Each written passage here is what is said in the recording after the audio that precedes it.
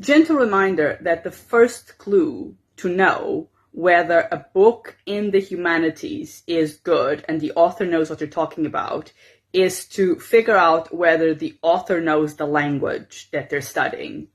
If someone is writing a book about the French Revolution and they don't speak French or they're not fluent in French to the level where they can easily read primary sources, this is not a good book on the French Revolution. If someone is writing a book about the Edo period and doesn't read Japanese, this is impossible, nearly impossible to do. If you're writing a book about the philosophy of Hegel, you need to speak German.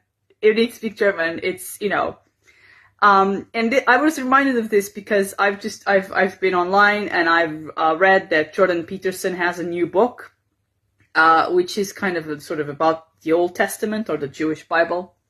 Now, my guess is that people who love Jordan Peterson are going to think that this book is great, and people who don't like him are going to dislike the book. I'm not going to pass judgment on the book. I haven't read it.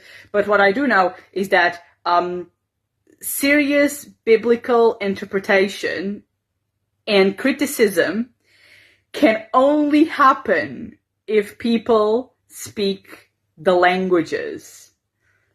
Greek, Hebrew, potentially Aramaic as well. You can't escape this when it comes to biblical criticism because so much of it is based on knowledge of these languages and interpretation of certain concepts in these texts. So this is a rule of thumb for anything in the humanities, but I think it is even more urgent when it comes to biblical scholarship. So please,